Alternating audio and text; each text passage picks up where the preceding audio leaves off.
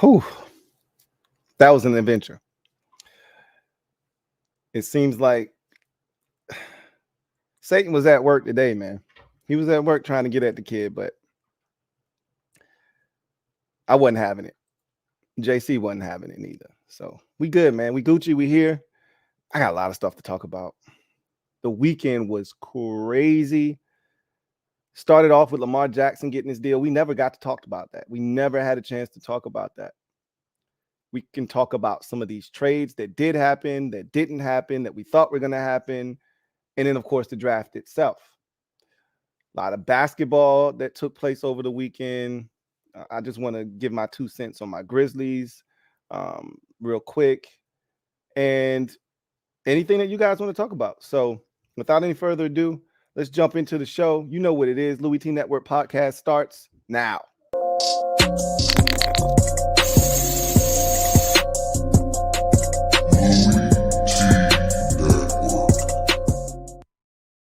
Who else could it be but me? You're me. Louie T, welcome to the 331st installment of the LouieTeeNetwork podcast. I, of course, am your set man, Louie T. Thank you for joining me. Got a great show on tap for you guys today. We got a lot to get to. I want to start with some NBA talk real quick, get that out of the way, and then we can move forward and talk ball because that's what we're here to do. And we had a big weekend, and I want to talk about all the things that have transpired since the last time we spoke. So quickly, my Grizzlies were destroyed in the game 6 against the Lakers on the road by 40 points.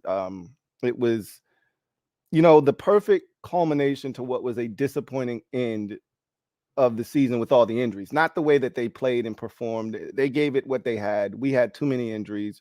And, this time of the year, it's really a war of attrition. And the teams that are the healthiest usually advance. You're seeing it play itself out right now.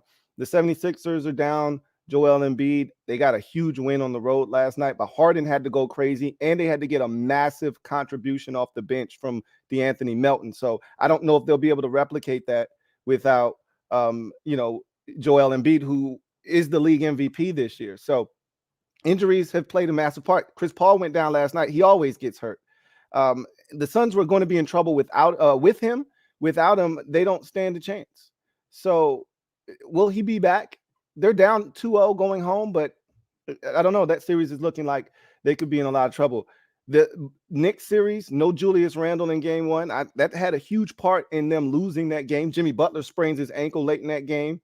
And so now he's questionable moving forward in that series. So that could alter the entire direction of that series because Jimmy Butler is by far and away the best player on the Miami Heat. Julius Randle is not the best player on the New York Knicks. That title belongs to Jalen Brunson. So I think the Knicks can beat them without Jimmy Butler. With Jimmy Butler healthy and performing like he's been playing, I don't think the Knicks can win that series. So these injuries, you can see the Clippers. I think they beat the Suns in the first round without their injuries. Even if without Paul George, if Kawhi Leonard stays healthy, they're going to beat the Suns. Injuries have been huge. Giannis's injury, I thought, really gave the Miami Heat confidence to go out and win that series, even though the Heat know how to play the Milwaukee Bucks. It still was that Giannis injury that gave them the green light to go ahead and get the upset. So I said all of that to say this. My Grizzlies were no different. We came into the playoffs limping with injuries to our bigs. Then we sustained another injury to our best shooter. And then Josh sustained an injury re-aggravation of an injury in game 1. It was just too much to overcome. And we fought like hell. We had a chance on the road in game 4 to steal one, and we didn't. And so I really felt like it came down to those 2 games. Game 1, Ja getting hurt. And then game 4, not closing out, not taking LeBron's right hand away and letting him get all the way to the rim. I don't care if you collapse and you build that wall and he kicks it out. If a shooter makes a shot, make him make a shot. But LeBron can't beat you going to his right.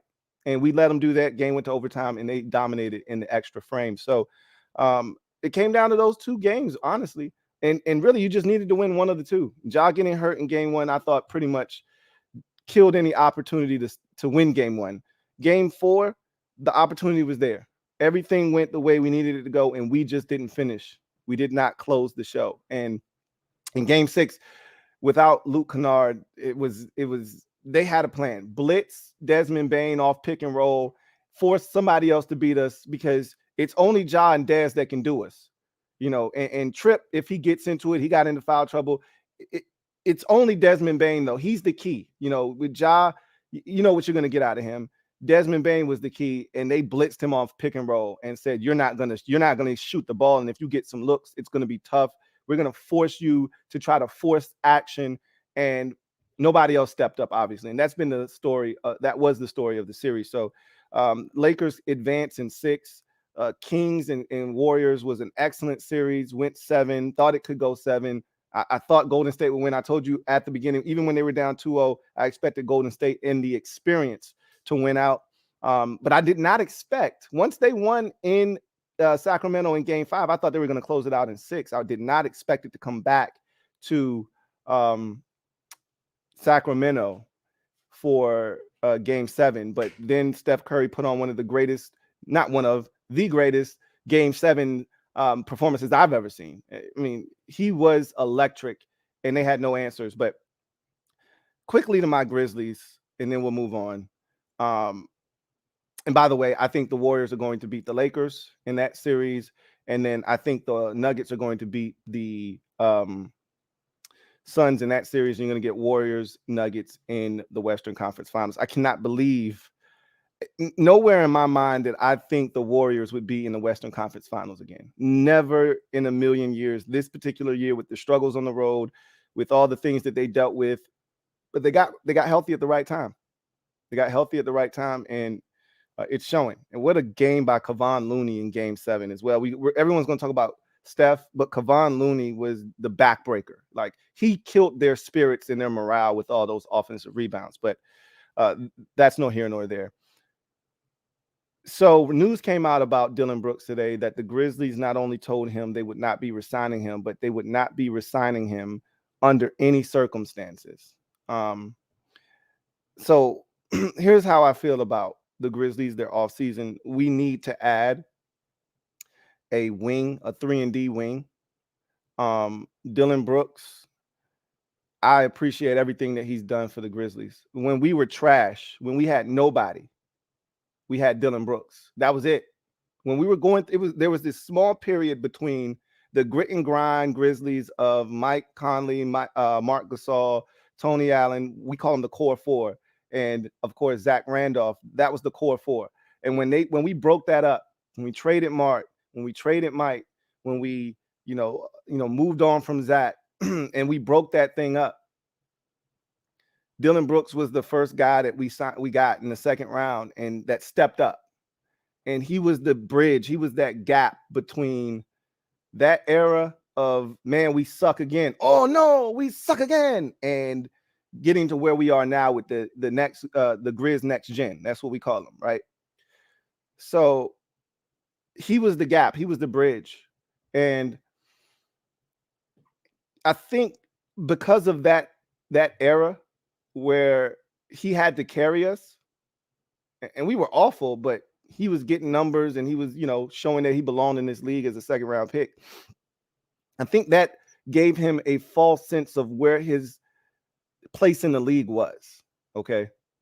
And once we got better players, he should have been properly slotted as a 3-and-D guy. But as he told upper management yesterday, I'm not just a 3-and-D guy. I can do so much more than that. And that's where I think his thought process is flawed, because if he wants to maintain his standing in the league, he needs to, and this is the problem with a lot of NBA players, the ones who accept their role, who understand what their role is, and they hone in on that, and they become as good as they can in that role. Those are the guys that play 10, 12, 15 years in the league. Like Kevon Looney understands his role. If I don't shoot the ball at all tonight, that's cool. But I'm gonna set these picks, I'm a rim run, and I'm a rebound. That's my job. Last night, the Sixers went on the road and stole one from the Celtics without Joel Embiid, something I didn't think they were capable of doing. I can't stand PJ Tucker. My wife, I'm talking about her most favorite person to hate in the NBA is PJ Tucker. I'm like, babe, he didn't even do nothing to you. She said, I just can't stand his ass. I'm like, what did PJ ever do to you, man? Anyway, I just don't care for PJ Tucker's game. But here's what PJ Tucker has done. He's carved out a niche for himself as the guy that'll do all the dirty work, set the physical screens, rebound the basketball, be physical with the other team's best player, talk a little shit, just to give you a little bit of an edge, and he'll hit the corner three. He's a 3-and-D guy, right? PJ Tucker played damn near 40 minutes last night and did not attempt a single shot. You know why? It did not call for him to shoot the ball last night. He didn't get the looks. That wasn't where he was needed. His job was to set screens for James Harden and get the hell out of the way. And if he misses, try to get a rebound. On the defensive side, in the possession with a rebound, you go down there, you box out, you put your ass on somebody and make sure they don't get the rebound. And he did that for 40 minutes last night because he knows his role. Dillon Brooks, unfortunately, has an inflated sense of self. And he thinks he's more than what he is. Now, I can't stress this enough.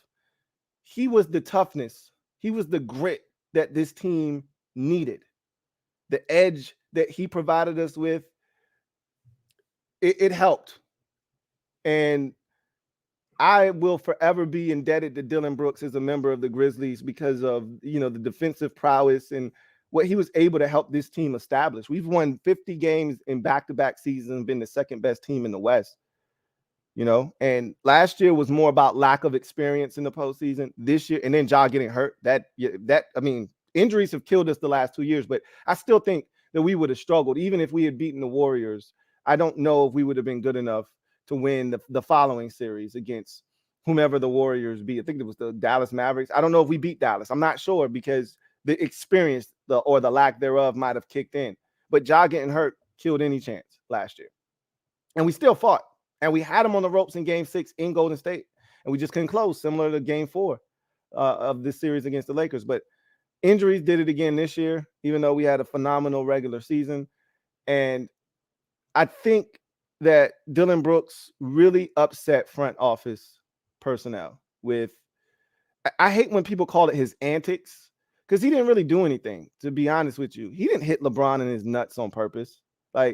Again, they were going to suspend him because he's Dillon Brooks, because that's what they were doing in these playoffs. They they were going to eject him from the game. They did it to James Harden. So you knew they were going to do it to Dillon Brooks. And I didn't have an issue with them ejecting him. I just y'all better not suspend him, because I thought they could do that same bullshit they did to Draymond Green, where he's got a history. He didn't mean to hit him in his nuts. He was reaching for the ball literally, and LeBron crossed over. But at the end, he went behind his back. Anyway, people always like to try to assassinate Dillon Brooks' character.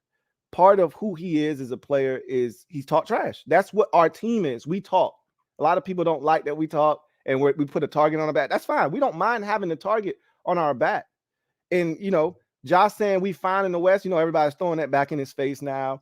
And I'm glad he didn't back down from that, because if we were healthy, we would have been fine in the West. We were the second seed in the West with all the injuries. I don't even need both of my bigs. Just give me one or the other. Give me Brandon Clark or Steven Adams, and we beat the Lakers. And I think I want to be the one to extinguish the Warriors. We got to be the ones to take the torch from them. That's why I was like, I can't let Sacramento do it. The Lakers definitely aren't going to do it. We'll see if Denver's up to the task or not. But I want to be the ones to put these boys down once and for all. It's my job as the Grizzlies go on and continue to ascend. We're the team that's supposed to be like the Bulls were for the Pistons. Somebody's got to put these boys down, and it's supposed to be us. But we missing a piece. And we got to stay healthy.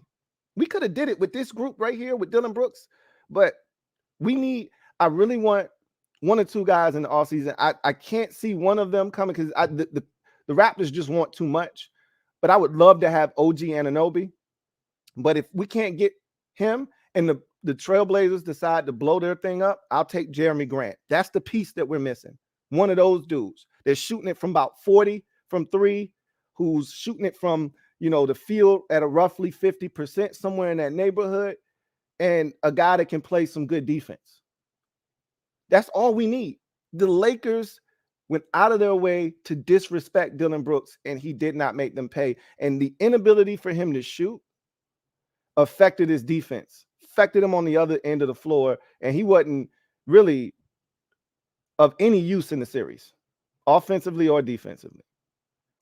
And I think it was a culmination of his poor play, continuously hurting the team with suspensions, things of that nature, technical fouls, which I think they can get past that, right? But it's the lack of play. You want to call out LeBron James, and then you want to go out and shoot 20% from three in the series and like 32% from the field. Like, come on, bro. You killing us. So I think that, coupled with the fact that he decided that I'm more than just a 3-and-D guy. And I've always said, Dylan, you got to know your role, bro. If Ja's not in the game, that's not a green light for you to take over. This ain't 2018 anymore, bro. We don't need you to do that anymore. Like, we got dudes for that. Your job is to hit open shots and lock down the other team's best player. And he just wants more. And we don't have more for him to get. We don't have more to give to him. So I think this is a big offseason for the Grizzlies. Going to have to do some growing up. Our coaches already said that. I think the players have the right mindset going into the offseason. Some of the young boys are going to have to grow up. And they're going to have to go out and fill that Dylan Brooks void. That's a big hole that's going to be left in our roster. But anyway, I digress. It was a fun season. Disappointed at how it ended, but those boys fought. We didn't have much left to give. And so I want to see what's going to happen with the remaining teams left in the playoffs. I think I got a handle on how it's going to go, but we'll see. Anyway, I digress. Let's get to the gem dropping session, shall we? Yeah, I think we shall. Let me drop this gem on your melon. Open your mind. Let your conscience be free. You're now rolling with your man, Louie T double E. Let me open you up. Get you thinking a little bit. So I want to start with a gem dropping session that's going to act as a de facto in case you missed it. Haven't done that in a while. We still haven't done a traditional in case you missed it in a while, but this will have to suffice. We had a couple of things that happened and didn't happen, and I want to knock each of them down before we move on to our next segment, social media maneuvers, where we're really going to dive into the draft and get your take on what happened over the weekend and anything you would like to add. But real quick, I just want to knock these three items down. In case you missed it, Lamar Jackson signed a massive deal. We've been all waiting on this. I was really adamant throughout the entire process that the Ravens never were willing to let Lamar Jackson leave. They just didn't want to pay more than they felt like they needed to. That was really what the franchise tag ordeal was all about. It was never about control. It was never about, flexing their muscles or anything like that. It was simply like, look, Lamar, we've offered you a couple of deals. You've said no to all of them. We don't really know what you're looking for, but what you can do is go out here on this market, see what you can get, and we'll match it. Whatever someone else is willing to pay you, we'll match it. As long as it's not some astronomical number that is just insane, like somebody's trying to put a poison pill in here. They can have it if they do that. But if it's a reasonable deal, we're going to sign you to it. You're our guy. And that's what this deal was. 5 years, $260 million, 185 of it guaranteed, making Lamar Jackson the highest paid quarterback, or player rather, in NFL history on a per year average. AAV is going to be $52 million. And the previous high was the 255 by Jalen Hurts, which would have net him 51 AAV. Lamar exceeds him, gets the guaranteed money he was looking for, apparently, and thus the deal is done. Lamar Jackson locked in with the Ravens for at least the next 5 seasons. And he did this all without an agent. Kudos to him. Shout out to him and his mom for getting this thing done. And now the Ravens can kind of move forward with their roster building. They've already acquired some receivers. They got Zay Flowers in the draft. They got Odell Beckham Jr. Shame on you if you step to the old dirty Beckham. They're getting Rashad Bateman back from injury. You already got Mark Andrews. The Isaiah Likely kid last year was phenomenal. They've got weapons for Lamar Jackson. They're looking to compete at a high level. If he's healthy with all the weapons I just named, they're going to be a problem in the AFC, not just the AFC North, in the AFC conference. This is probably the best talent Lamar Jackson has been surrounded with in his entire career. He's 2 tight ends deep, he's 3 receivers deep, and he's got a bunch of backs in the backfield. If they can't put up big offensive numbers, remember, new offensive coordinator now. So we're going to see how that all works out, how they mesh well or mesh together in Baltimore. But if they can't put up massive numbers with the group that they've assembled here, then that speaks volumes as to the inability for them to figure it out offensively, because they've got weapons. If they're healthy with the guys that I just named, all of which can run, all of which who are playmakers, if they can't get it done with those 5 guys, you could argue that might be the best collection. Again, we got to see what Zay Flowers does, and we got to see ODB stay healthy. But same with Bateman. But if if those guys are all healthy, with Mark Andrews being one of the best tight ends in football, you could argue that's the best collection of skill players from 1 to 5. Whether you want to add in a running back or add in 2 tight ends, the Ravens will probably opt to add in the second tight end, almost like a flex in a fantasy football league. You if you're counting top 5, offensive weapons, most teams will go 1 back, 1 tight end, 3 receivers. Ravens will go 3 receivers, 2 tight ends. I don't know if you'll find a more skilled and dynamic group. I'm pretty sure if we sat down and put it together, we may be able to find a couple that are either on par with that or even more explosive and dynamic. But that's a hell of a group there that they've assembled. So Lamar gets his money. Now he's got weapons, new offensive coordinator. Everything's looking on the up and up. Let's see how it all comes together for the Ravens. It's been a tumultuous offseason, but what's all's well that ends well, and it got taken care of right before the draft. Literally on the first day of the draft, this came down the pipeline maybe 4 to 5 hours prior to the draft getting started. Eagles do it again. They did it again in case you missed it. The Eagles did it again. They, Howie Roseman, I've talked about this. Howie's out here wheeling and dealing, man. Every year seems like he's got something up his sleeve. We heard a lot about, Derrick Henry potentially being a trade target. I didn't buy that one. It didn't make a ton of sense. Derrick Henry's getting up there in age. If you want a young running back, you might as well just draft one. There's plenty of them in this year's draft class. You had multiple picks to be able to do so. But then an opportunity arose that they didn't see.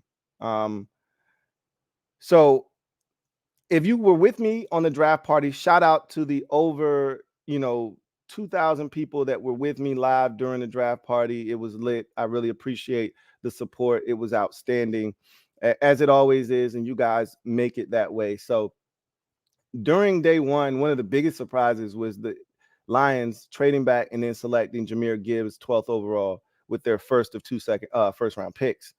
And I remember in the moment going crazy because I'm a Jahmyr Gibbs guy. You all know that. But also because I said, whoa, what does this mean for DeAndre Swift? I said, I imagine he's on the trade block at this point. Now, I did not know as soon as the Lions made that move, he requested a trade. He was pissed. I mean, you're getting your feelings when you feel like they're drafting your replacement. Remember, Trent Williams reportedly got upset when Washington drafted the kid in the 3rd round. He was so trash. I can't even remember his name. But reportedly he got upset when Washington, and that was like the beginning of the end of their relationship. Players get upset when they think you're drafting their replacement. And so he got pissed and he demanded a trade. They're probably going to move his ass anyway, though. Like, they didn't need clones, and he hadn't been able to stay healthy, and their offense is so much more dynamic when they've got a healthy DeAndre Swift. But the problem was a lot of times he wasn't able to practice during the week and he'd play in the game. And so I think they just wanted a younger, cheaper, more explosive and dynamic version of himself. So they went out and got Jahmyr Gibbs. So the Eagles, as they customarily do, saw a team in distress, saw a distressed asset. That's what it's called, a distressed asset that they were looking to acquire. They did it last year with Chauncey Gardner-Johnson. They did it again here. They saw a Lions team that was looking to move DeAndre Swift, and they went in in typical Eagles fashion with Howie Roseman at the helm, quarterbacking the move, they went in and got their guy. And it was a blockbuster move. And like always, the Eagles really didn't give up much. They swapped 7th round picks. I think the Eagles gained like 30 picks in the 7th round. Woo, right? Those canceled each other out. And then they got a 4th round pick in 2025. Like they even had the audacity to push that thing back an extra draft. So it's not next year's 4th round pick. It's the year after that 4th round pick. I'm like, what in the hell? I mean, again, I believe Swift is going into either the final year of his deal or he's got 2 years left, because I don't think he was a 1st round pick. I think he was like at the top of the 2nd round. So I can't remember if he was the 19 draft or if he was the 20 draft. If he was the 20 draft, then he's going into the final. It can't be the 19 draft. It had to be the 20 draft, because if he was the 19 draft, then he would already be a free agent.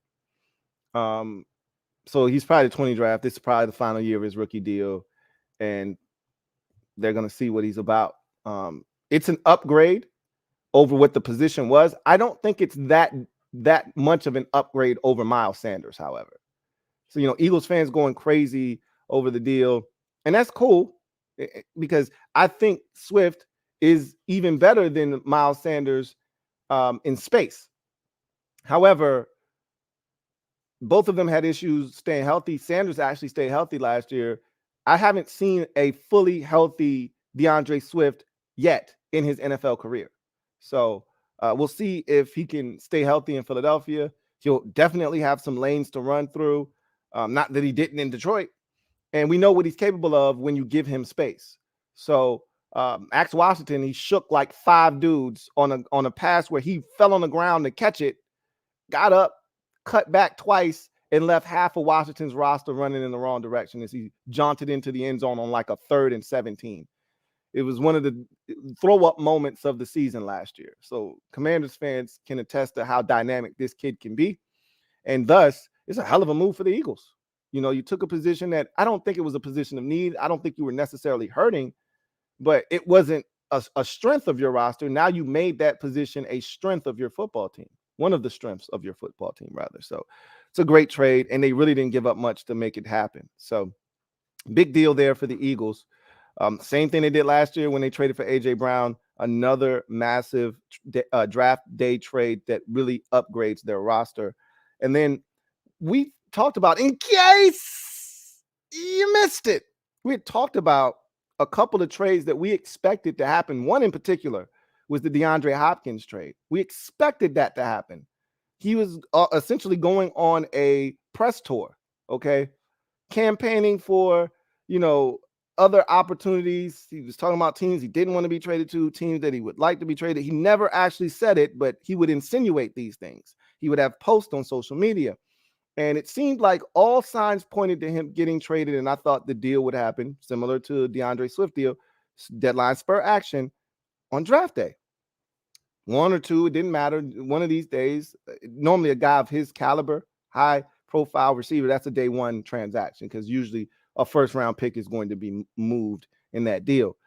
But I don't know if the Cardinals weren't really entertaining offers or nobody was really interested because of the amount of money Hopkins is due. Whatever the case may be, nothing materialized there. And, my guy, JL Smooth, big Bills fan, he was looking for something to get done, and he was salivating over the prospects of adding a guy like DeAndre Hopkins to that offense.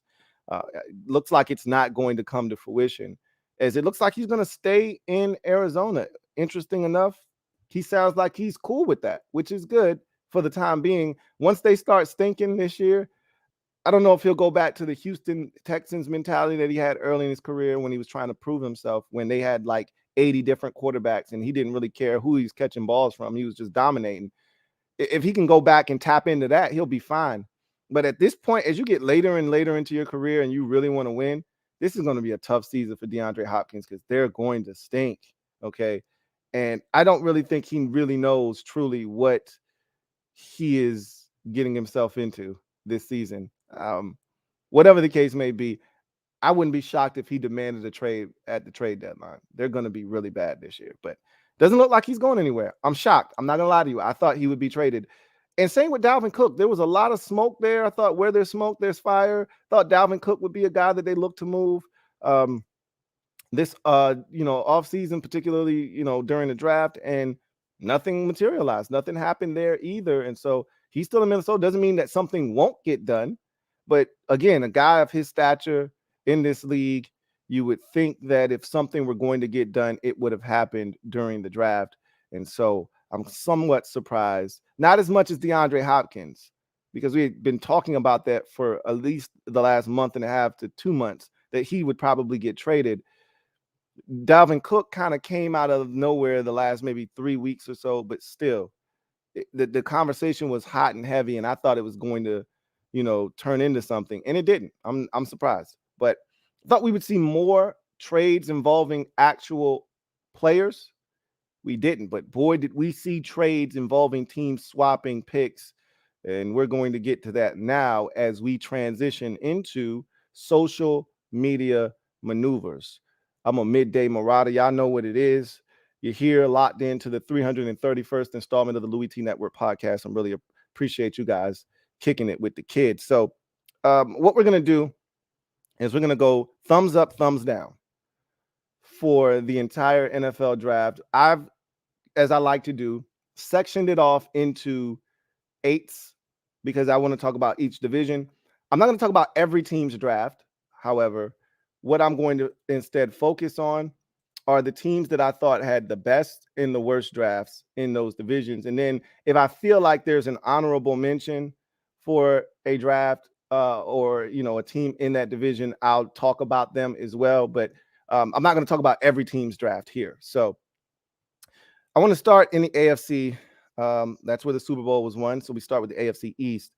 And I'm going to go thumbs up for the Jets. I thought the Jets draft was absolutely phenomenal for the second year in a row. Remember, they had offensive and defensive rookie of the year winners last year. And that was not counting Breece Hall, who was on his way to probably being the offensive rookie of the year before he sustained the ACL injury against the Broncos last season. So they had a tremendous draft last year. I thought this draft was just as impactful. And after adding Aaron Rodgers, and we already talked about that on the podcast last week, you needed to protect him, but you also needed to get him some more weapons, even though they had already done plenty of that in the offseason.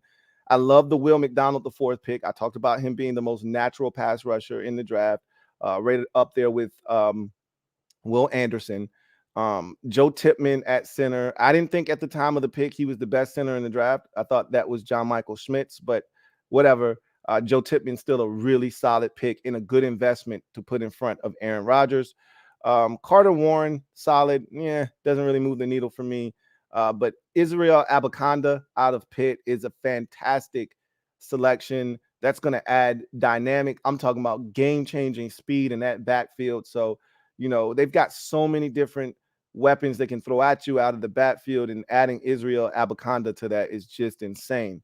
And then Zach Kuntz at the end of this draft. They had two other players, Zaire Barnes, a 6th-round pick. Same with Jarek Bernard, Converse, corner out of LSU. But Zach Kuntz in the 7th round out of ODU at the tight end position is a phenomenal way to end that draft.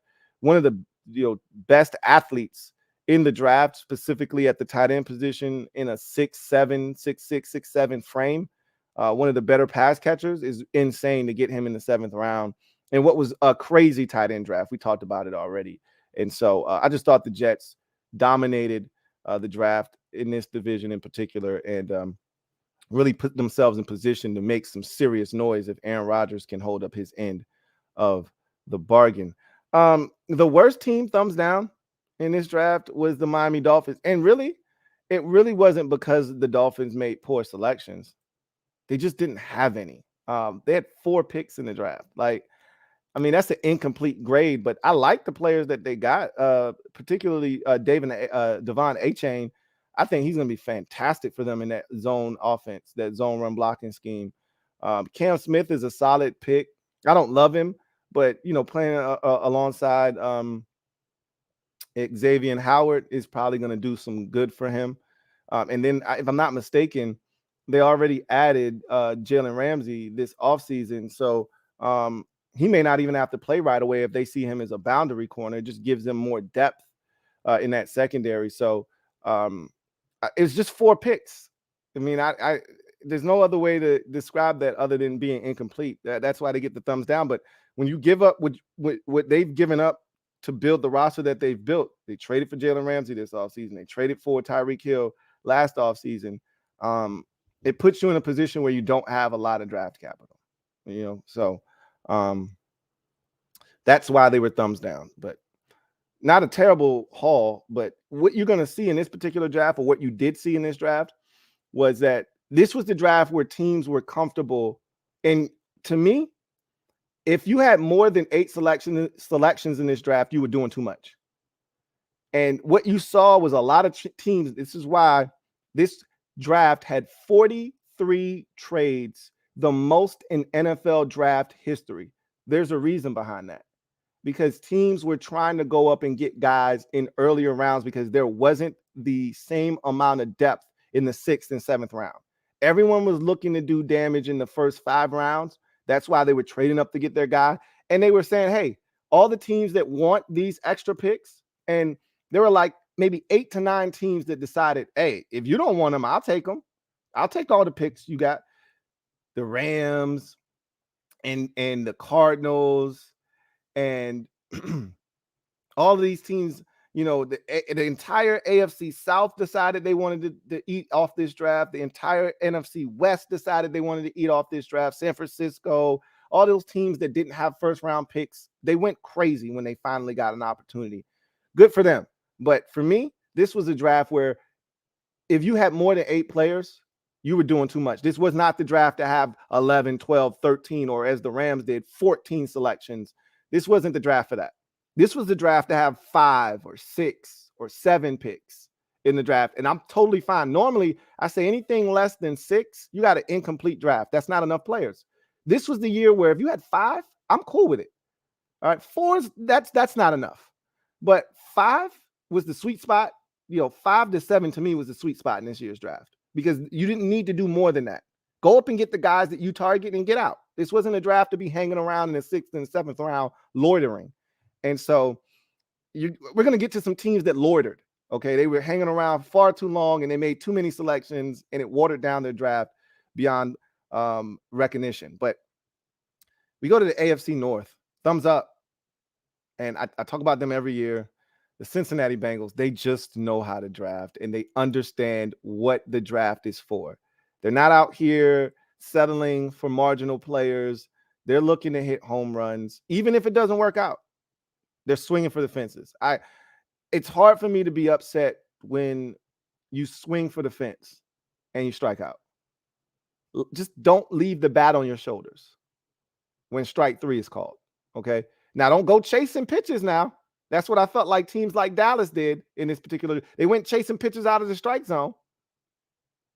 But have a disciplined eye. If you are sitting on something and you get it, swing as hard as you can. Swing out of your damn shoes. That's what Cincinnati did. That's what the Lions did. We'll talk about them a little bit later on. Miles Murphy in the first round. Excellent pick up there. That late, getting that's good value. And I had him going late in the draft. I think I had him going like 30th in the draft or something like that in my mock draft. So that's great value there. I thought he would slip. DJ Turner II. Love the pick. Raw corner, has a lot of growing to do, but one of the fastest players in this year's draft class. Tons of talent. Now you just got to mold him. Jordan Battle, really solid safety out of Alabama. I think he's going to come in there and give them a little something that they're going to be missing from Jesse Bates, Bates the third departure to Atlanta in free agency. That's a good pick up there. Charlie Jones, I love it. Love Charlie Jones. Like, keep in mind what they already have at receiver between Jamar Chase, T. Higgins, and my man from Pitt. And now you're adding Charlie Jones to that? Are you kidding me? That's insane. And Charlie Jones can return punts. Chase Brown was one of my favorite running backs in this draft class. They get him in the 5th round. And then even Andre out of Princeton lit up the combine at like 6'3", 6'4", 215 pounds, ran like a 4.39 or whatever. What did he run? A 4.43 at 6'3", 205. Like, even if he doesn't turn out to be anything, you took a height, weight, speed specimen in the 6th round, man. I ain't mad at it. I ain't mad at it at all. I thought that they absolutely murdered the draft like they always do. That's why Cincinnati, obviously Joe Burrow makes a massive difference, but they're talented, man.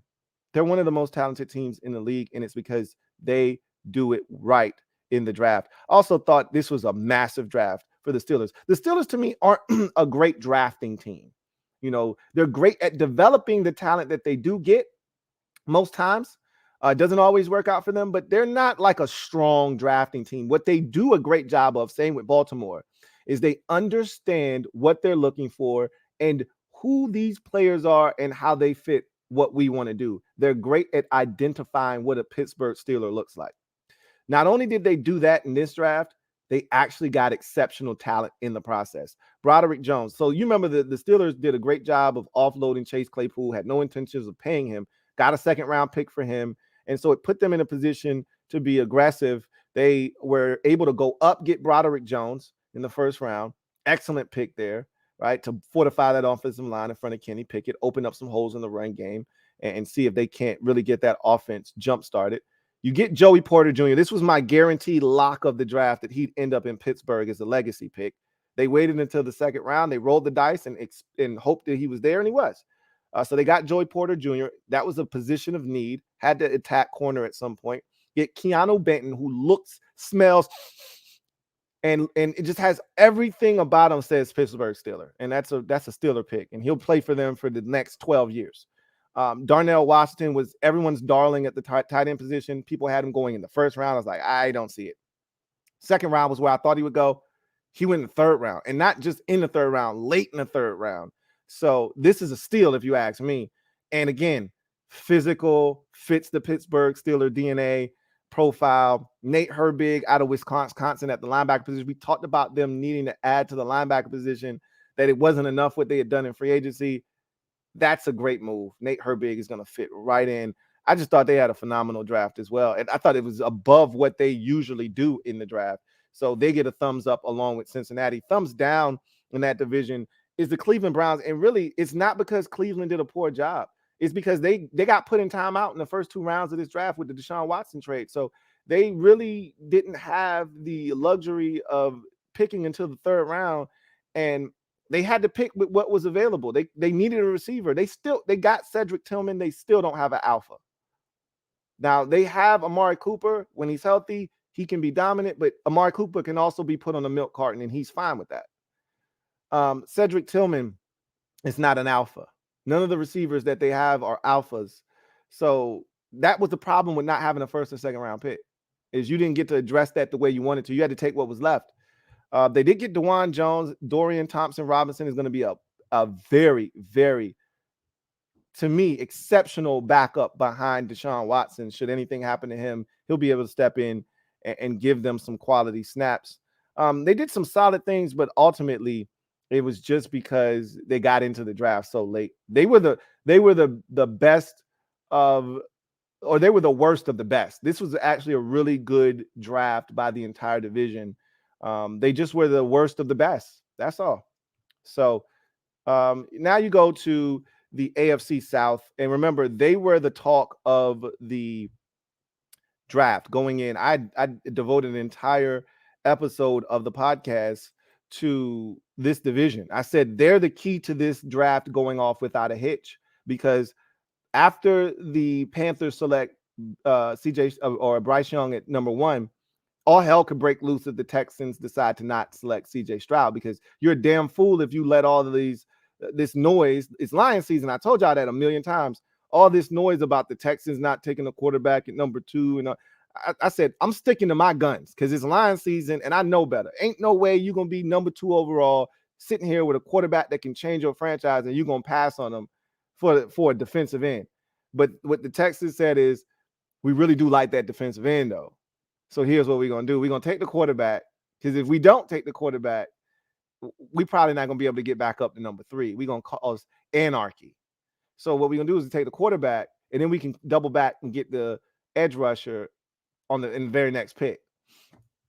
So they traded with Arizona and made the pick and got Will Anderson. And it's thumbs up for the Houston Texans. I just thought this was a phenomenal draft. So, and I mean, this is to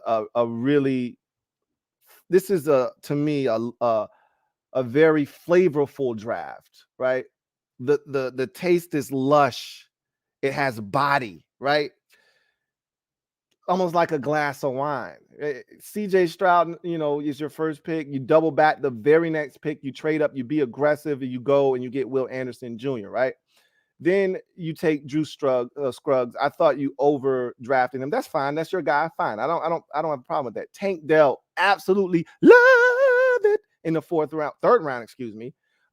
Which I thought he would go in the third round. Tank Dell is a phenomenal athlete, going to help you in special teams, and I think he's going to be one of your best receivers. He's going to, I think, come in and end up being your new Brandon Cooks, which says a lot.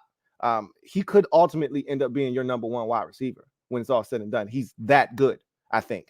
Then you get Henry To'oTo'o out of Alabama, who I think has a chance to be a really good linebacker in this league. Not like Pro Bowl level, but one of these cog pieces where you say, hey, man, that dude right there is a glue guy, And then Jarrett Patterson out of Notre Dame, I think is a really solid pick as a center in the 6th round.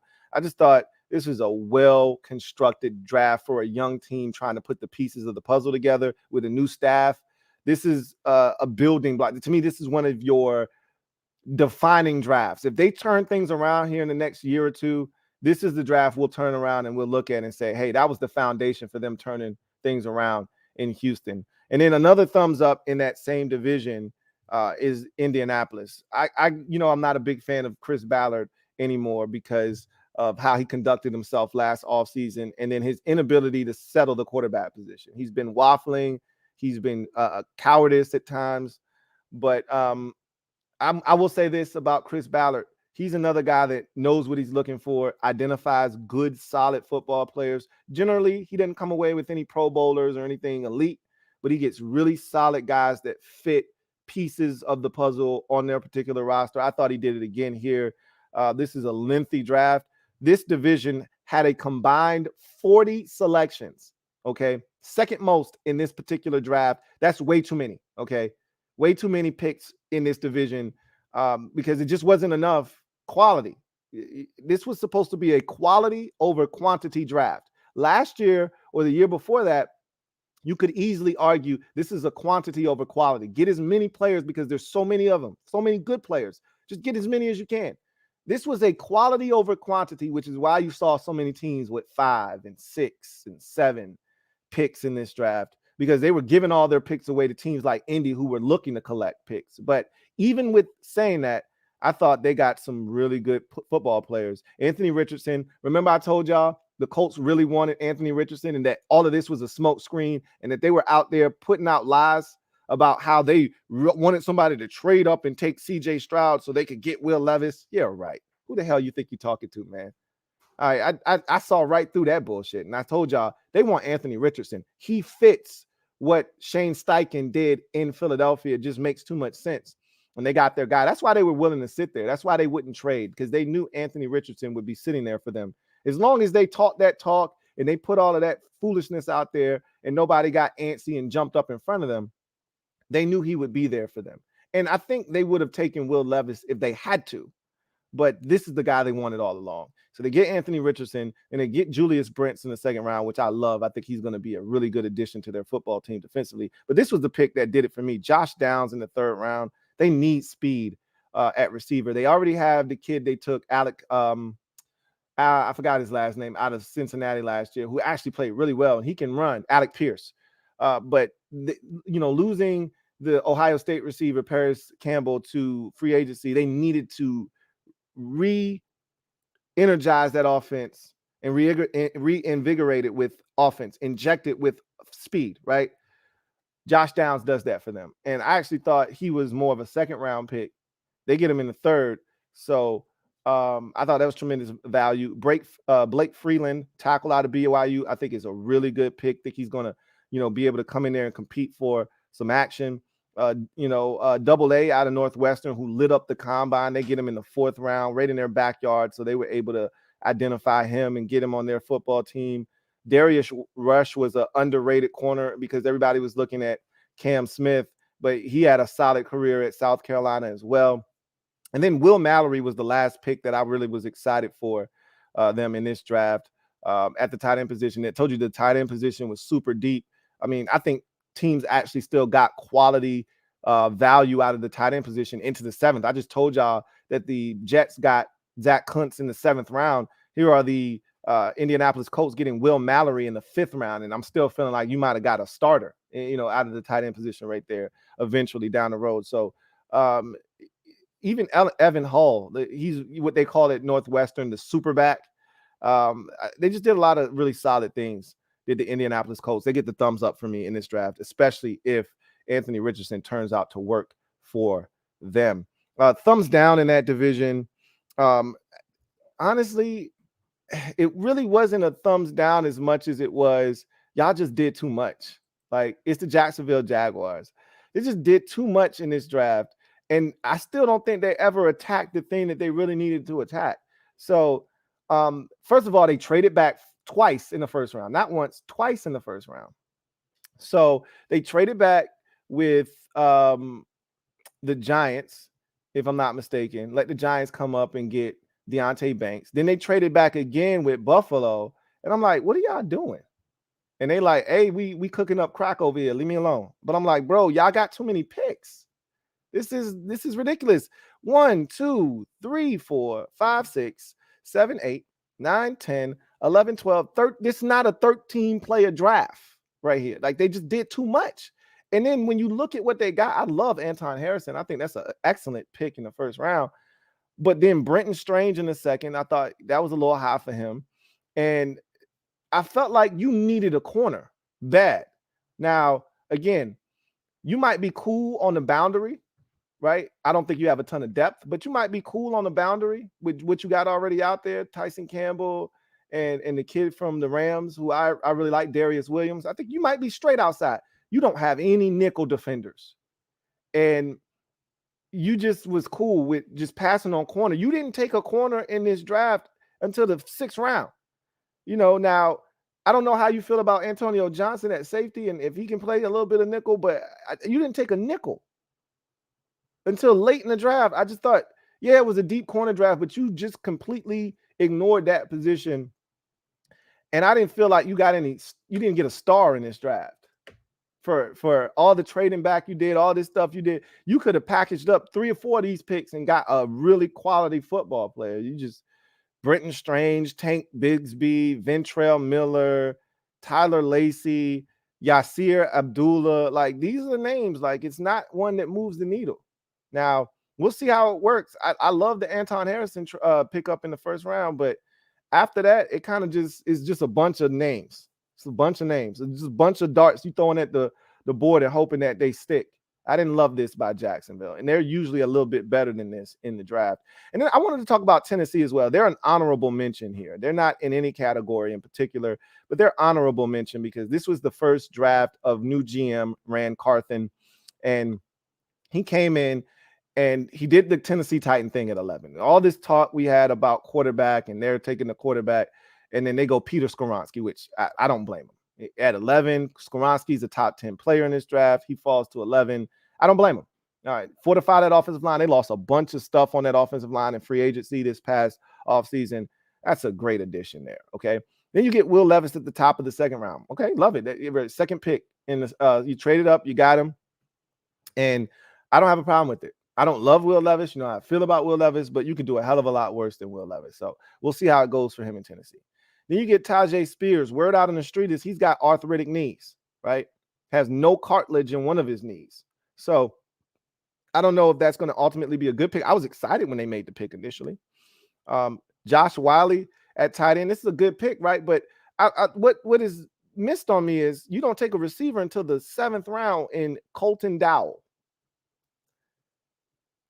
You need a receiver, dude. Yeah, you took a receiver in the 1st round last year in Treylon Burks. He needs help. I mean, what are you doing out there?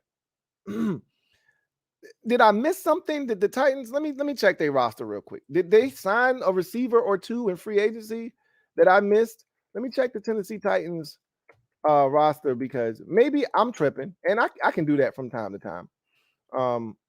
Sometimes I can be a little bit hasty in my assessment of a team, and then I miss out on a couple of things that might have happened.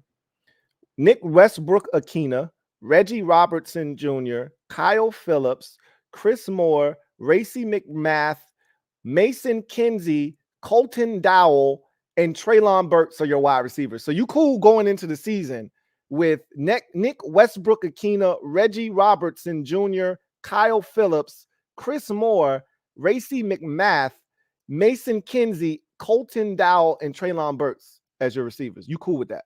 If you're cool with it, I'm cool with it. I just wanted to know if this was okay.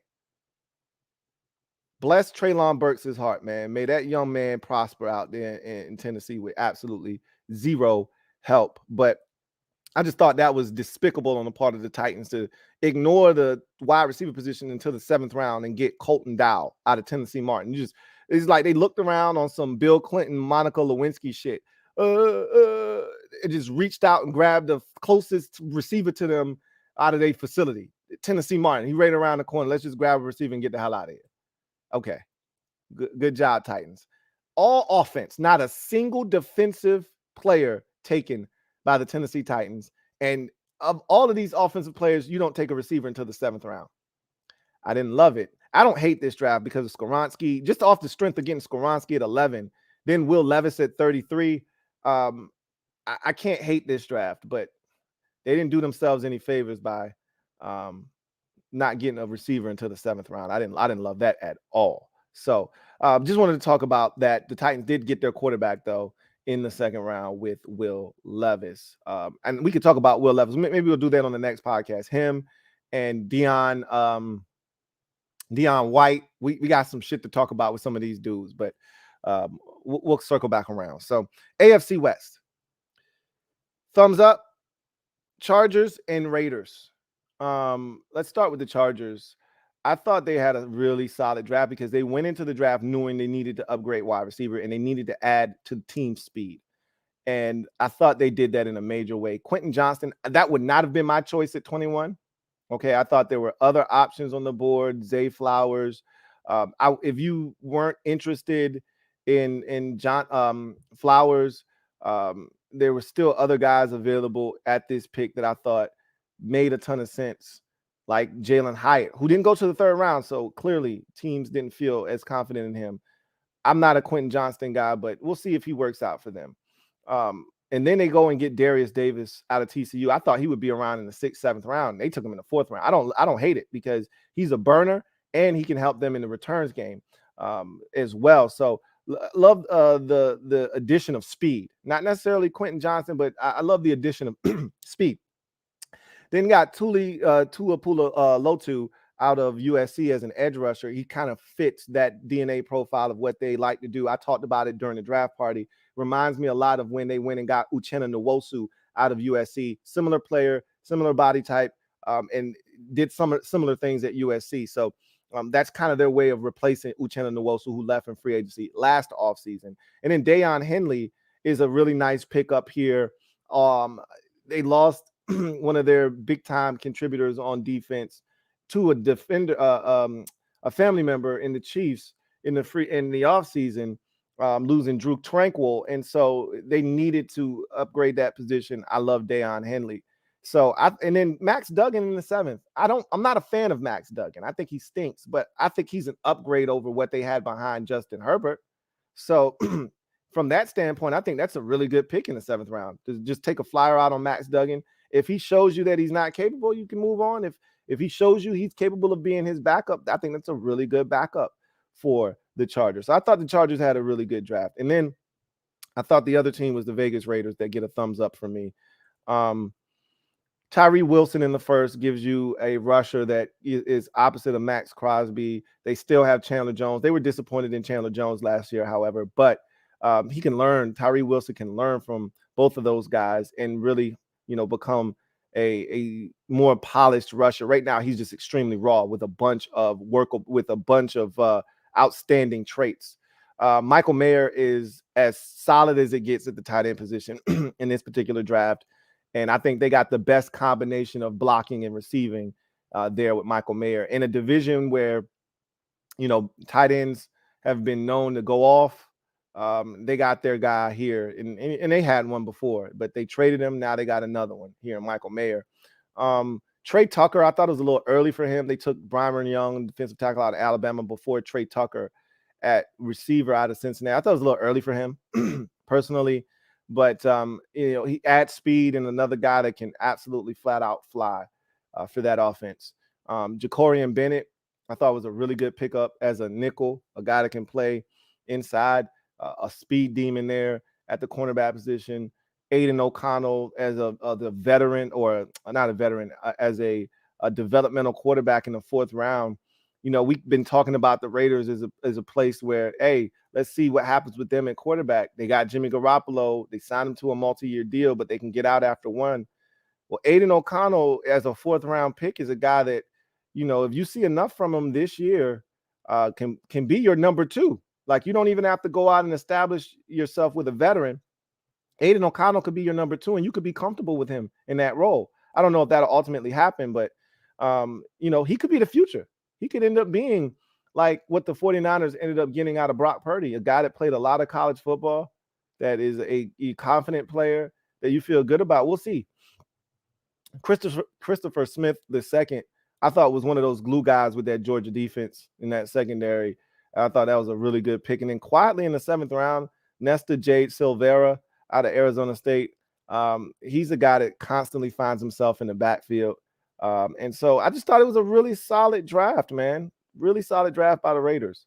Thought they did a good job. We'll see if they're able to put all of this together and make it turn into wins. But thumbs down in that division is the Denver Broncos, and it's just because of a lack of picks. They just didn't have enough selections. They had 5 picks, and I felt like they could have done so much more. I told you 5 to 7 selections was perfectly fine by me, but they were killing it. If they'd have had 1 or 2 more selections, they got Marvin Mims in the 2nd, Drew Sanders in the 3rd, and Riley Moss in the 3rd as well, and then Alex Forsyth in the 7th, J.L. Skinner in the 6th.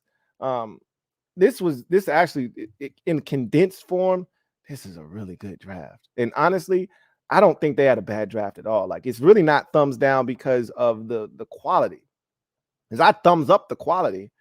I just think they could have got one more. Like, felt like, and maybe they love JL Skinner, but this was the one where I'm like, did you have to trade up for JL Skinner? Did you really have to do that? Get yourself one more pick? But in the grand scheme of things, I just really wanted to talk about this draft and not really give them a thumbs down. I should take that back if I said thumbs down. This is a thumbs up draft.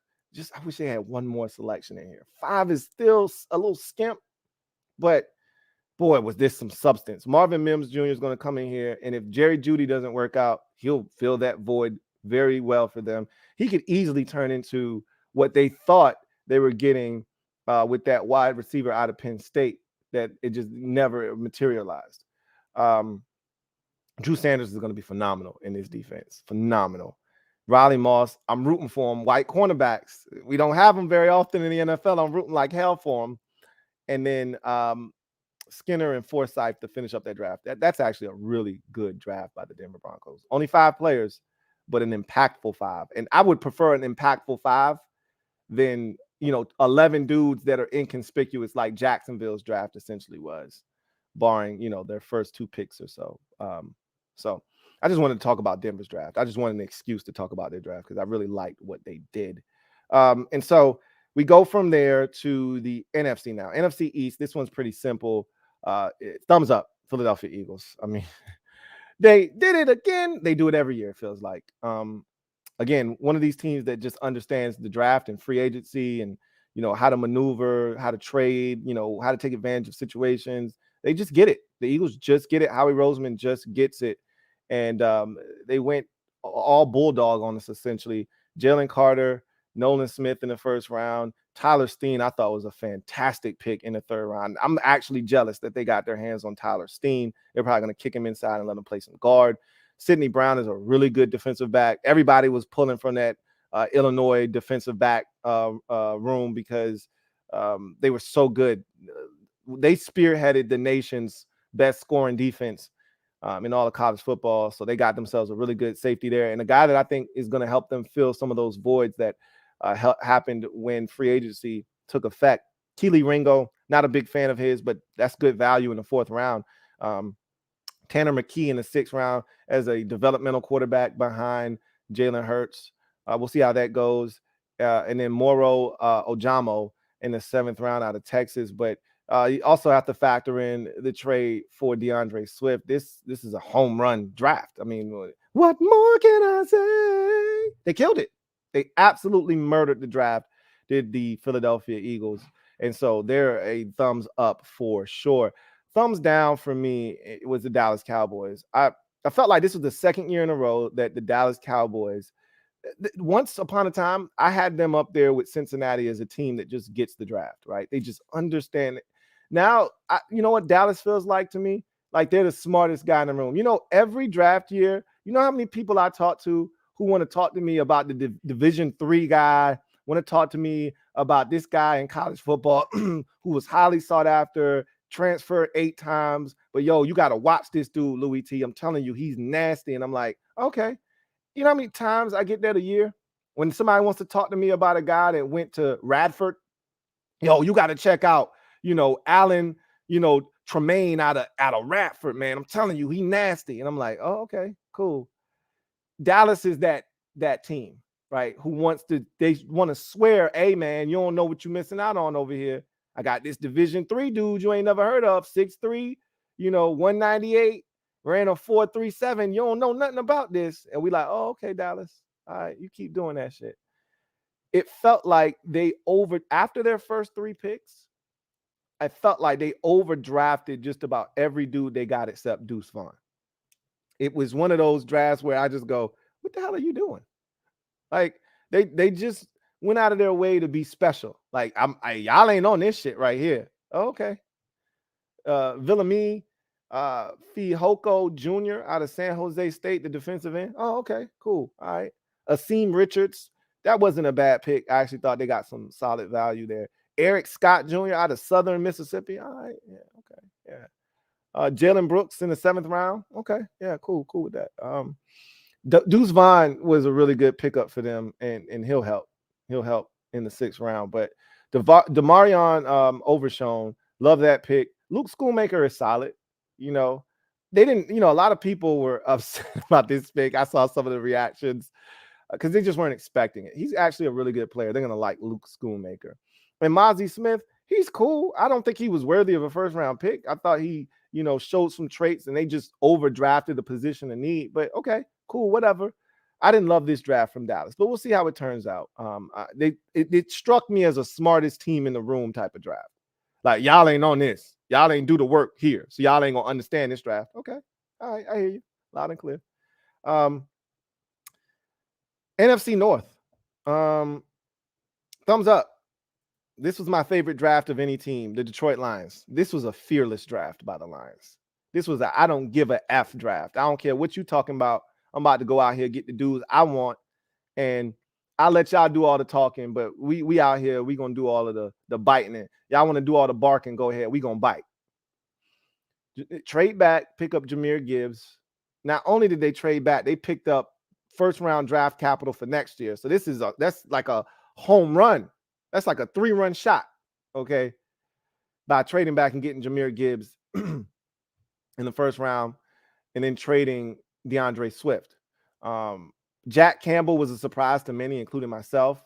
Didn't see any 1st round linebackers this year, but they identified a need. They took a player that they felt like was a tackling machine that they felt like could come in and upgrade their linebacker position. I'm not mad at it. We'll see how that one goes. That could be the one that they regret, or that could be the one where they say, see, we told y'all. I don't have a problem with it. Sam Laporta in the 2nd round. I thought that there were other guys that were available at the time of this pick that could have been better, but you know what? Because my guy, Max Mayer, was still available at the time of this selection. So I thought Michael Mayer, should have been a pick. But Sam Laporta, look, they have a history with Iowa tight ends in Detroit. They had TJ Hawkinson, and they've got a pedigree at Iowa. You're going to block, number one, and you're going to be a hell of an athlete. George Kittle, TJ Hawkinson, Noah Fant, now Sam Laporta is going to add to that rich tradition of late at the tight end position. So I think they still got themselves a stud. Did they get the right one? We'll see. How about trading back up for Brian Branch in the second round? Like, what? How about getting Hendon Hooker in the third round? Huh? Really? Like, I thought they crushed it with these first 5 picks. You know, everything else was somewhat like it was ancillary at that point. Like, it didn't matter. Even Antoine Green in the 7th round isn't a terrible pick for the Lions. Like, this was a tremendous draft. It was my favorite draft of any team. They were fearless in this draft. So thumbs up for the Detroit Lions. Worst draft, thumbs down, Green Bay Packers. And it's not, again, it's another one of these drafts where I just like, you just did too much. You was doing way too much here. All right, so they've got 1, 2, 3, 4, 5, 6, 7, 8, 9, 10, 11, 12, 13 select. You did too much. And then the stuff that you got at the top of the draft, I'm like, y'all keep doing the same shit over and expecting different results. So Lucas Van Ness as your first round pick. You just drafted the white version of the defensive lineman you got out of Michigan, 3-4 years ago? And he ended up being really good for you, right? So I'm like, but that's cool. I mean, if you like that. So we'll see what Lucas Van Ness turns into. But then I was like, all right, you really need a number one receiver. I thought you needed if you weren't going to get a number one receiver out of this draft, because it was going to be tough, get a number one tight end, get an elite tight end. Maybe they got that in Luke Musgrave. Some people had him as the number one guy on their board. I like Luke Musgrave. I don't think he's better than Dalton Kincaid. I don't think he's better than Michael Mayer, personally. But they got Luke Musgrave. Okay, we're going to see how that turns out. That might actually be a really good pick. This is the one that bothered me right here. Jaden Reed in the 2nd round. The Packers go out of their way to try to be special at wide receiver. There were so many guys left on the board at the time of this pick that Jalen Hyatt was available. The receiver from North Carolina was available. Like, you went out of your way to go get Jaden Reed. I don't love this pick at all. Not saying that he won't turn out to be a good receiver, but this is a Packers pick. And then you draft another tight end in Tucker Kraft out of South Dakota State. I actually like the picks of the 2 tight ends, but I'm just like, I would have rather had one legit tight. I would have rather you not taking Lucas Van Ness, got the best possible tight end you could have gotten in this draft, and just left tight end alone. In the 2nd round, get the best possible receiver you can get for your money right there, and then get you an edge rusher with that second round pick. And I thought you would have been better off. But, again, to each its own. And then after that pick is just a bunch of stuff. Sean Clifford, who I was not a fan of at Penn State, is in the 5th round, and all of these dudes, and just even the kickers in here, man. It's too much. It's way too much. We're gonna see what Jordan Love does, because they got a chance to stink. If Jordan Love isn't legit, they got a chance to stink in Green Bay. I didn't love this draft. They did way too much. I also wanted to mention the other 2 teams in this division, the Vikings and the Bears. So the Vikings, their draft was interesting. I love their 1st round pick of Jordan Addison, because they needed a guy opposite of Justin Jefferson. You move on from Adam Thielen, and you needed a guy. So I love that pick. You needed a corner. They were depleted at corner, so they drafted 2 dudes in a row, Mekhi Blackman and Jay Ward. Okay, cool. I have no problems with those 2 selections. I just thought they were going to do something at quarterback, and they took Jaron Hall. That's my guy, right, out of BYU in the 5th round. And that's where he should have been going, somewhere in that neighborhood. But you didn't re-sign Kirk Cousins. I thought you were going to invest in quarterback. Like, I thought there was a reason you didn't re-sign Kirk. And I thought that reason was you were ready to move on and you were going to draft his heir apparent this year and be ready. Jaren Hall, to me, you drafting him is the equivalent of you drafting Kellen Mond last year. He's not going to be your starter. So, or 2 years ago, whenever the hell you drafted Kellen Mond, I just thought you should have taken a quarterback at some point earlier in the draft, but we'll see. There's always next year, I guess, because the guy wasn't going to start, but we'll see what happens. I just always assumed quarterback would be taken. And then the Bears. I thought the Bears had a really solid draft. A lot of picks, right? 1, 2, 3, 4, 5, 6, 7, 8, 9, 10. But this was an impactful 10. Darnell Wright to fortify that offensive line. Love it. Trade it back. Javon Dexter Sr.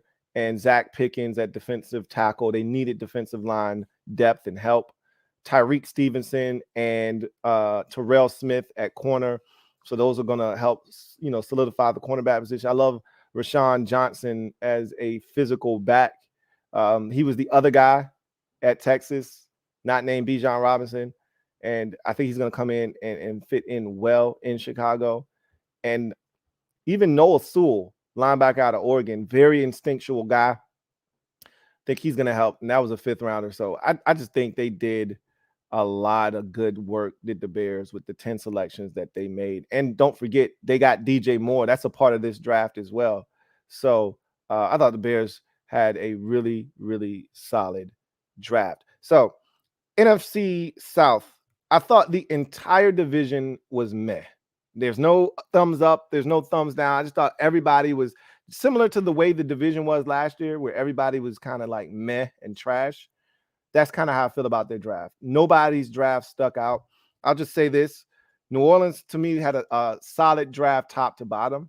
Nothing stood out about it. There was nothing shiny, just solid top to bottom. Ain't nothing wrong with that. It's a meh draft, right? Yeah. B- this type of draft, C, right? I got to say Carolina got an elite quarterback out of their haul. So, that always moves the needle when you get the number 1 quarterback in the draft class. You take him number 1 overall. I actually like to pick a Jonathan Mingo in the 2nd round, big physical guy to pair opposite of, to give him a big target to throw the football to. They really don't have anybody out there, but they got some guys that can run already in Carolina. So Mingo, I think, will fit in there nicely. He's an A.J. Brown type. We talked about that already. So I thought that was solid. But again, they had 5 picks. I mean, it was okay. It was a condensed draft, but you got the quarterback. So I like that. And then Atlanta, they had a very interesting draft. It was only 6 players. I don't blame them. I actually really like, if I had to pick a winner in this division, it'd be the Falcons. Now, here's why I couldn't give them the nod, and here's why I had a problem with their draft. So you get Bijan Robinson in the 1st round. I love the pick. This was the team that I said, look out for. If someone's going to take him in the top 10, it's the Atlanta Falcons. I love it. Now, here's the case that could be made. They were already a really good rushing team. They didn't need Bijan Robinson. You know what you really needed? Edge rushing help. You were the worst team in the league at getting to the quarterback last year, and you were terrible the year before that as well. So you needed an edge rusher. You didn't draft one, really. You got Zach Harrison out of Ohio State. He's not really a dominant edge rusher. And so you neglected what was probably your biggest need, along with corner, going into the draft, and took a swing at the fences with Bijan Robinson. You know what I feel about that? I love the shit. When people say best player available, the Falcons took that shit to heart. A lot of people say it out of one side of their mouth and then do something else out of the other side of their mouth. Like, hey, man, we're gonna go BPA. We're gonna go and we're gonna select strictly off our board. Okay. Yeah, it's just going, that player that you take is just so happen to match up with a need, right? The Falcons like, nah, we mean this shit. We drafted in the top 10 for a reason. We taking the best player on our board. That's what they did. I'm not mad at that. They swung for the fences, and if they hit a home run, this guy could help them win the division with their quarterback situation not being ideal. You need a dominant run game. Bijan Robinson may provide that for you. Desmond Ridder, if he's going to succeed, he's going to need a dominant run game. Some will say they already had that with their back by committee situation. I say, how about you put all those dudes in one guy and keep it pushing? you know. Matthew Bergeron, I thought that was an excellent pick in the second round. Probably gonna kick him inside the guard, but this was the pick that did it for me with the Falcons draft. It was Clark Phillips III. You know how I feel about Clark Phillips III. I think he's a phenomenal corner with tremendous instincts and the second best ball skills of any defender in this draft behind Emmanuel Forbes. Those were the two best ball hawks in the draft. They got him in the fourth round, and that was a big need for the Falcons. Remember, they traded for a player that the Lions were disappointed in what is his Jeff Okudah, right? Remember, the Falcons just traded for Jeff Okudah. So they already got AJ Terrell and now Jeff Okudah, but they still needed a guy inside. Clark Phillips is going to provide them with that. So that was an excellent pick. You just didn't get the edge rusher. You know, I don't count Zach Harrison. You tried, but I liken his pick to what you did with the Auburn dude a couple years ago. I was like, oh, I don't really love that. I know you love that. No, I don't. So I couldn't get him the nod because they had a chance to take an elite edge rusher, but boy, I can't blame them for taking Bijan Robinson. I love that they took that big swing right there. So that whole draft, that whole division was meh. So we go on to the NFC West. This division did absolutely the most. They were outrageous. Like it was like almost like they are couponers and they got into the store and they had all these coupons. And then when they got in the store manager said everything in the back of the store is half off of the lowest ticketed price on the item. And their eyes lit up because they already walked in with a ton of coupons. And then you tell me everything in the back of the store that's on the clearance racks, all right, that we trying to get rid of is also half off of what you see on the lowest ticketed price. So if it's $9.99, now it's $5 essentially. They went ape shit in the back of that store, did this division. The 49ers, the Rams had 14 selections. The Cardinals went crazy in this draft. I'm like, y'all are doing entirely too much. Normally that's Seattle that's going crazy and having 13 or 12 picks. Nah, it was the Rams. It was the 49ers. So the best draft was Seattle because they didn't do the shit that everybody else in the division did. Now, trust me, Seattle is always going to make sure that they get their healthy, fair. Remember, last year, Seattle had one pick. Or was it 2 years ago? Where they had one pick. One draft. I've never seen anything like it in my life, other than when the Saints traded their entire draft to Washington to come up and get Ricky Williams. I've never seen anything like Seattle having one draft pick. When they took D. Eskridge, that was it. It's crazy. So you knew they were going to make up for lost time, and they did. They took 10 guys, 1, 2, 3, 4, 5, 6, 7, 8, 9, 10. But that's nothing compared to everybody else in this division. Everybody else is at 11, 12, 14. So they were on the low side, but it's the amount of value they got out of their picks. It started with Devon Witherspoon, which was a surprise to all of us. Didn't see that coming. That he doesn't fit the DNA profile of what they normally do. Tariq Woolen last year, Michael Jackson, going back a ways, Brandon Browner, Dick Sherman.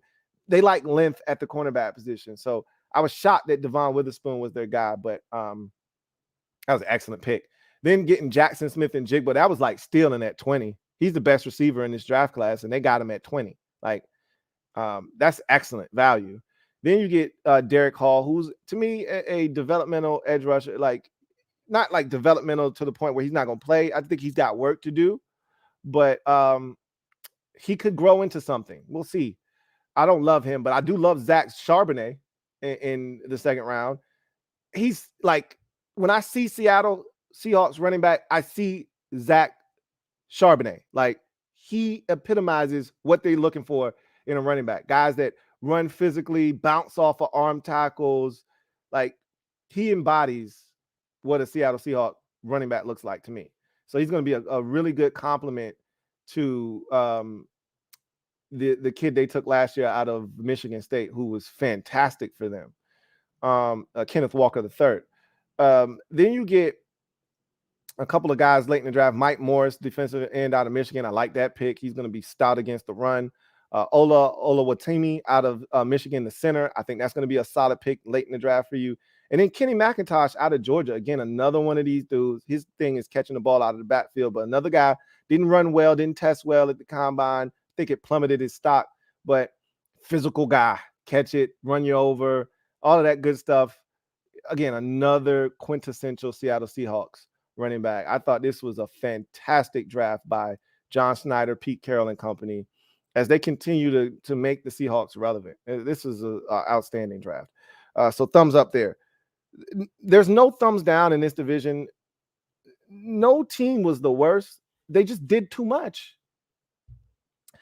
They just did too much. I mean, I think this is what happens when you get relegated to timeout and you don't get to play in the first and second round. And so when you come in the third round, you rubbing your hands, you ready to get in the game, and you just start throwing shit in your cart, and it gets a little excessive. That's kind of what happened here with the Rams, right? Rams didn't get a pick until the second round. They took Steve Avila. I like that pick. But after that, they went crazy. 2 in the third, 4th, 4 in the 5th, 3 in the 6th, 3 in the 7th. I mean, it's just too much. Now, they got quality football players, I think. You know, Stetson Bennett in the 4th, Davis Allen at tight end in the 5th, Puka Nacua in the 5th, out of BYU at receiver, Tre'Davious Hodges-Tomlin in the 6th at cornerback. I think he's going to end up playing inside for them. Zach Evans, who was super talented. Rico was telling us about him. Initially a Georgia recruit, and then ended up at Mississippi, has some talent. And then Jason Taylor II out of Oklahoma State at the safety position in the 7th round. It's a lot of stuff. I don't know if any of it is elite. They just grabbed as many items as they could from the back of the store, right? How about the San Francisco 49ers?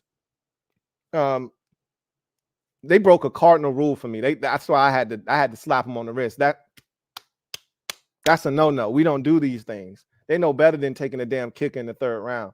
They took Jake Moody out of it. Once they did that, I disregarded the rest of their draft. We can't even have a conversation. But I honestly, I like what they did.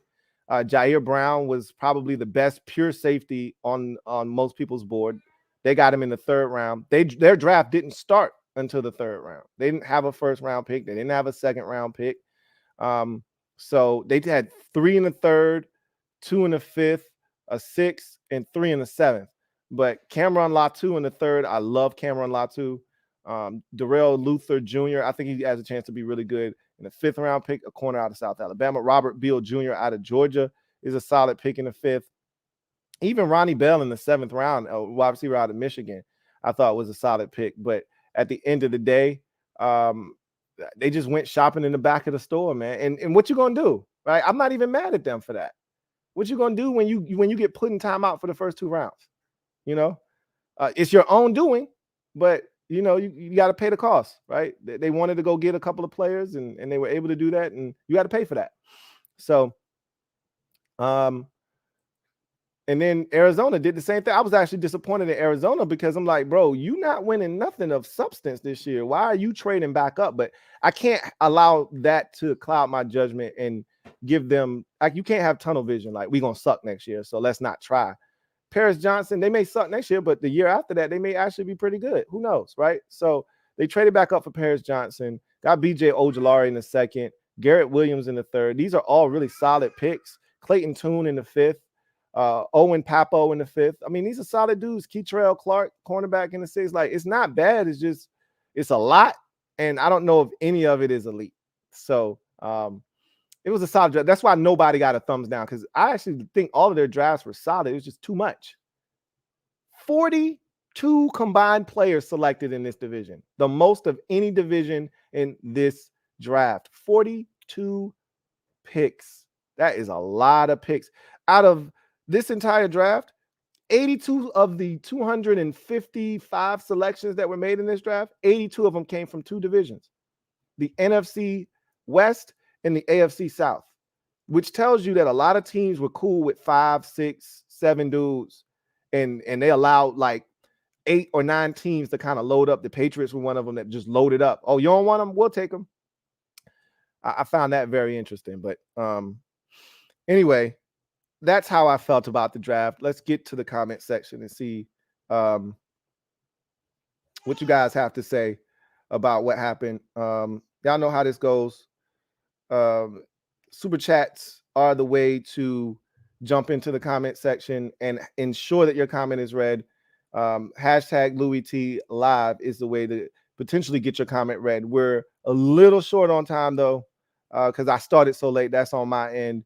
But if you want to ensure your comment gets read, super chat, and then maybe the next episode I'll have more time, and then we can get to maybe some of the comments that you might have wanted to say today. We'll come back around to those another day potentially. But I'm gonna definitely knock out this all these super chats. So Red Wings 01, thank you for the super chat. Greatly appreciate you.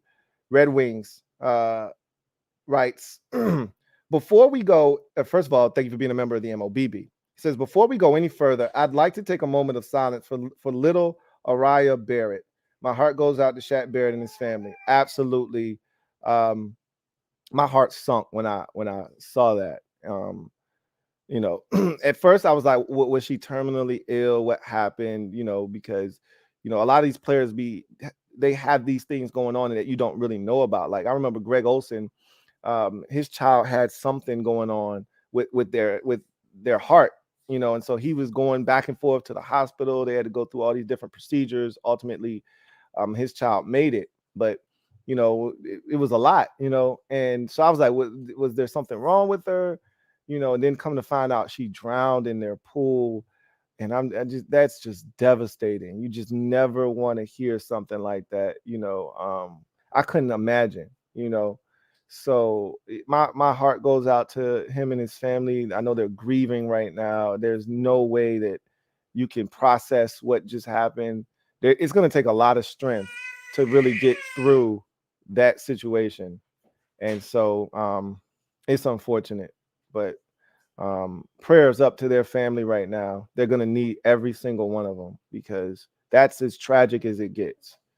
So yes, I thank you for that, Red Wings 01.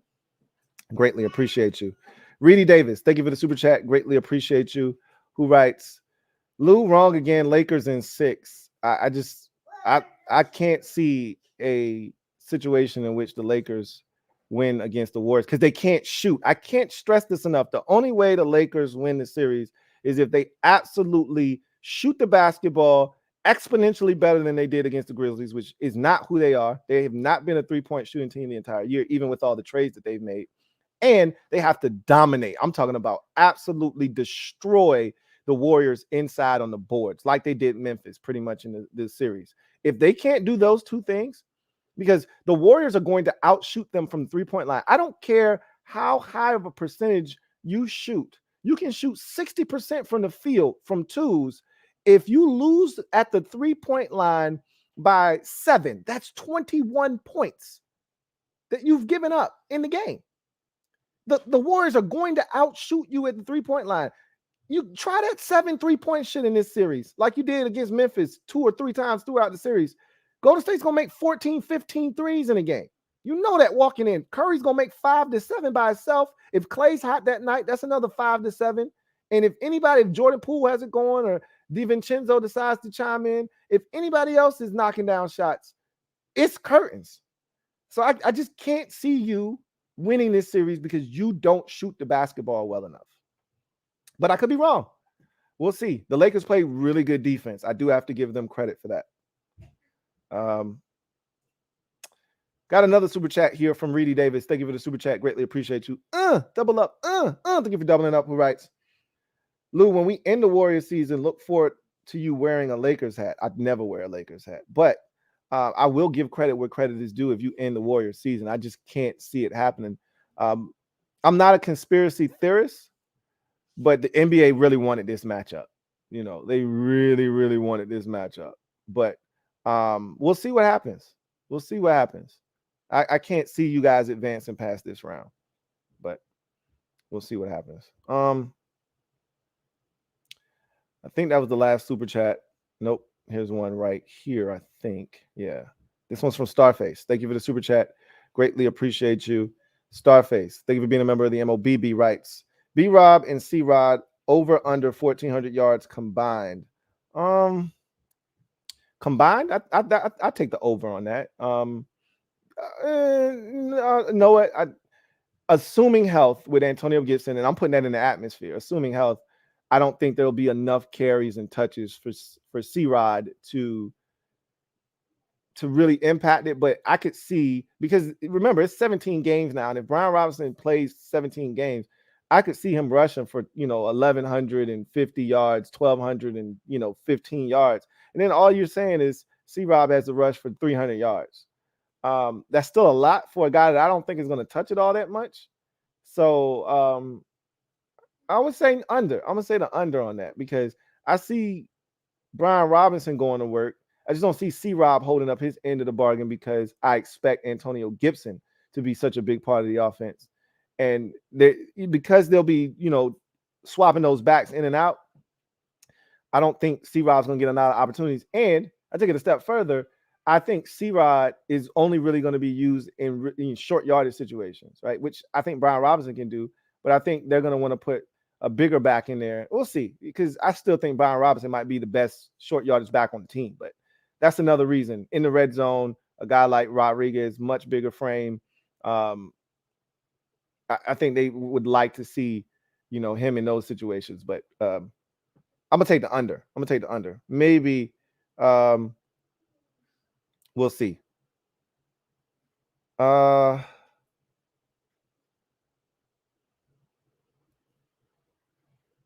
right, so that was the last super chat. So let's get to my final segment of the show, and that is garbage time. So real quick, I hope you guys didn't miss this, but this came out over the weekend as well.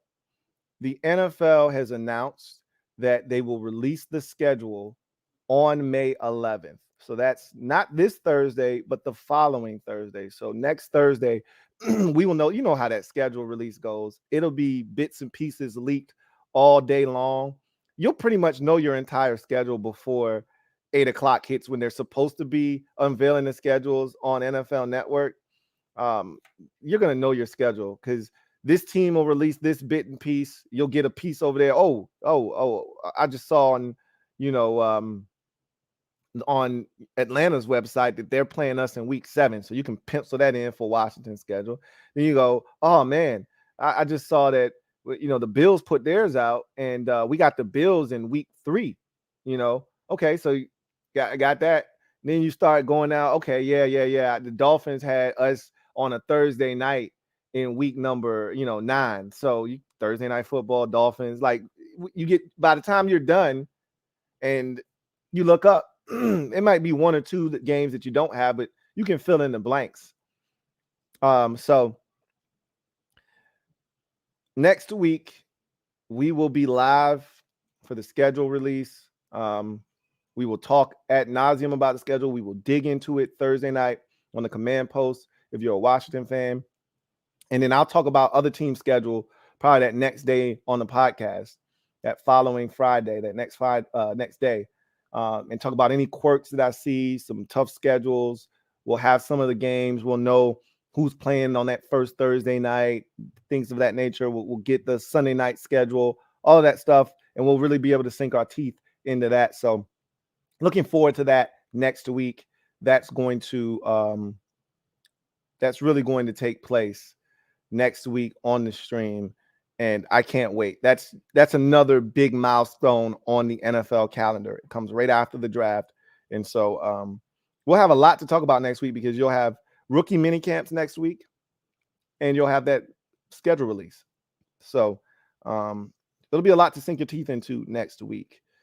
So stay tuned. But in any event, that's going to do it for me, your man Louie T, here on the 331st installment of the Louie T Network podcast. I thank you guys for joining me. Look forward to chopping it up with you guys on Thursday. We'll be back, and we'll chop it up then, or Friday, one of those 2 days. We'll see which one makes the most sense for me. But in any event, you guys enjoy the rest of your evening.